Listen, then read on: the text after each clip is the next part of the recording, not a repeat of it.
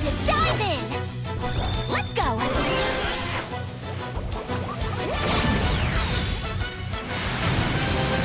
Welcome back everyone, hope you're having an awesome day, and today we're going to go through and do our Misty and Starmie sync grid guide. We're going to go through her kit, we're going to go through how to unlock her and max her out, very easy, don't worry about that, and also a couple of sync grids to utilize her to her fullest potential. Timestamps down below if you want to skip to anyone in particular, but without further ado, let's dive into it. In terms of unlocking her, it's quite simple. Once you play the game, you're going to unlock 3 characters. You're going to get your Misty and Starmie, main character Pikachu, and your Brock and Onyx. And you get those right at the start, so pretty easy to unlock her. You just literally play the game, then you get her. In terms of upgrading her move level, she is a base 3-star unit, so you can just use your 3-star support candies at the very least to get her to 3 out of 5, so you can unlock her sync grid and get all those nodes unlocked. However, if you want a couple extra stats or you want to use her as like a DPS unit, then you probably want to get her up to 5 out of 5 anyway.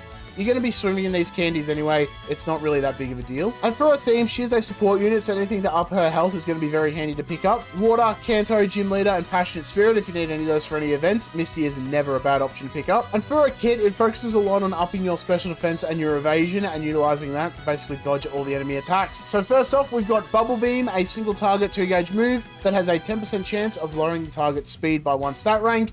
For the most part, you're probably going to skip over this. There's nothing in her kit that adds on to the percent chance. 10% chance is very low, so you're not really relying on that to lower the target speed.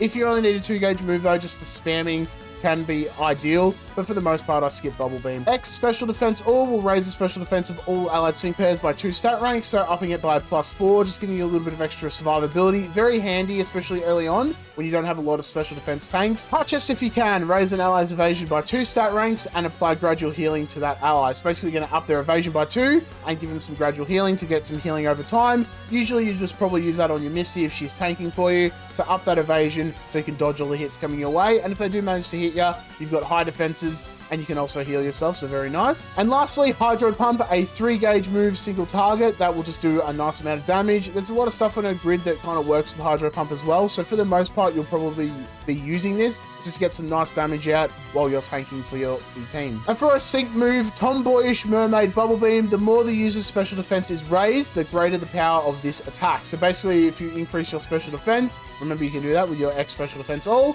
you're going to increase the damage of your sync move, and because she's a support unit, when you 6-star her, you will get double the sync move buff whenever you use your sync move for the first time. So you get that double bonus up, get some extra damage out as well, and if you up your special defense, you can get some pretty big damage numbers out with this sync move. And for her passive skills, there's only one, which is Healing Hand 2, which is a 30% chance to remove all status conditions from allied sync pairs whenever you use a move. So when you're using your Bubble Beam or your Hydro Pump, you just have a 30% chance to remove poison, paralysis, burn, anything like that. Just a passive cleanse, which is really nice, really handy for a support unit. Just a nice little bonus there, just to keep everyone healthy. And for her lucky skills, depending on what grid you use, will depend on the lucky skill you use. For the most part, Vigilance is the way to go. She's going to be your main tank. She does that very well. So mitigating any damage coming from crits is going to be ideal. However, if you don't want to run that, you want to use her as a DPS unit, Power Flux 3 is going to be nice as well. If you can keep that speed up and keep that move gauge full, you're going to get a lot of extra damage output.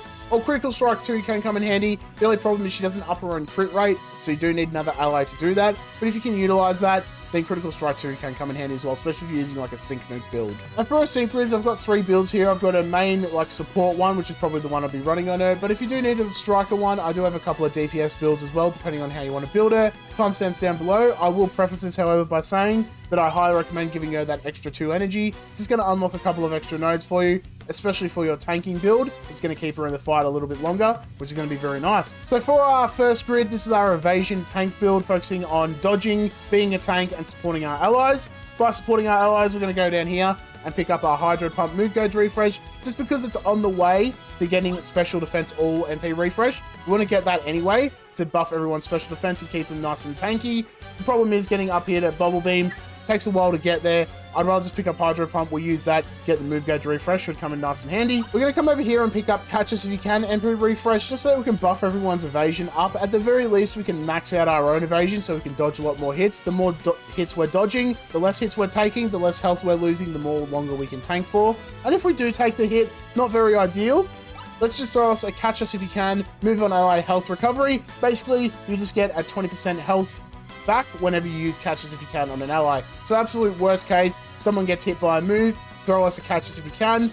ups their evasion, so they might dodge the next one, and they also get a little bit of healing as well, and the heal over time as well. Very nice to heal your troops up and keep yourselves in the fight. And lastly, we're going to pick up Agile Entry 1. This is going to raise your evasion by 1 stat rank whenever you enter battle. Basically, you can then just focus on buffing all of your defenses instead of having to use catch if you can right at the start of the battle, and that way you might even dodge the first couple of hits. It's only a +1, but it does come in very handy, especially with our next ability here. Ridicule 2 has a 30% chance of restoring your health by 20% whenever you dodge an attack. So if they're trying to hit you and you dodge it, 30% chance to get some health back. So whenever they do hit you, you'll be able to heal that back as well passively and keep your catches if you can heal for any of the other units as well. Very good at keeping everyone alive, keeping everyone tip-top, and making sure we can dodge pretty much any move that comes our way. Next up is going to be our DPStarmie build, or our Hydro Pump build, just focusing on Hydro Pump. Basically, this is like your 5-star striker build if you want to use it like that. So we're going to come down here and pick up our Hydro Pump move gauge refresh. We're going to be using Hydro Pump, so obviously move gauge refresh is going to be nice. And our special defense all refresh as well. We want to max out our special defense all.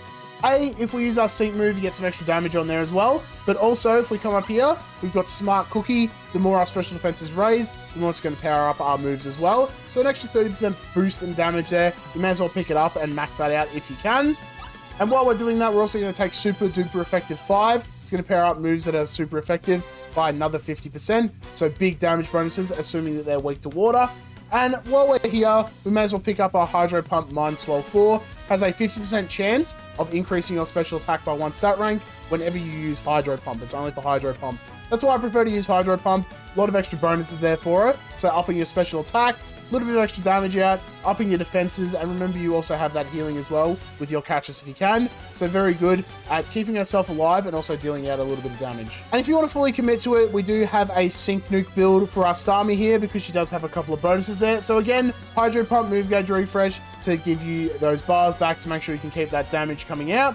We've got Smart Cookie. The more our special defense is raised, the only problem is we can't reach that special defense refresh node, so you will need another unit. At the very least, you're going to get a nice bonus there, so it can come in pretty handy. I'll leave the calculation down below for just the +4 special defense.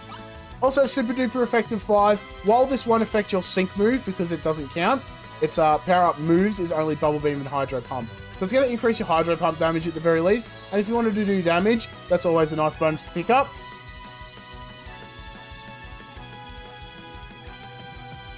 And we're also going to go and pick up Blind Spot.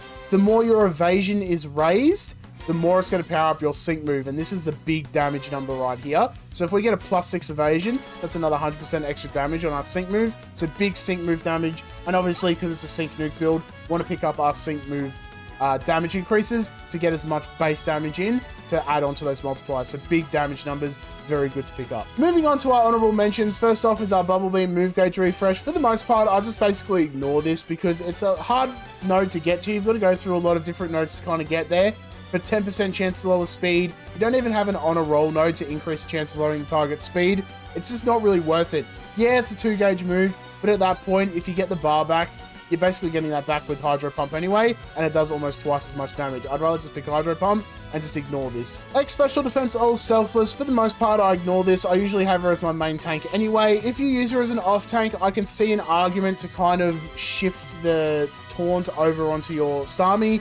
Can come in handy there, I suppose, but it's such a niche scenario that it's not really worth the 5 energy in my opinion. Revenge Boost 2, again, for the most part, I pretty much ignore this. This isn't too bad, but the problem is she's an evasion tank. She's not like a stoic fortress or anything. Doesn't really up her defense at all. Does have special defense bonuses, which is nice, but for the most part, you don't really want her to be getting hit, so hitting Revenge Boost on her seems kind of pointless, you know? And that's it for our Misty and Starmie sync grid guide. Thank you all for watching. Hope you all enjoyed. Let me know down below if I gave you some sync grid ideas, and also let me down below if I've missed anything you think that was important. As I said, very good at dodging a lot of the enemy attacks and then healing herself as well, with a lot of extra bonuses there. And worst case, if you do need a water striker unit and you don't want to upgrade your Barry for whatever reason, then you can utilize that, get some extra damage out, and it does have a couple of big damage multipliers on there, especially with Blind Spot. But that's all for the video.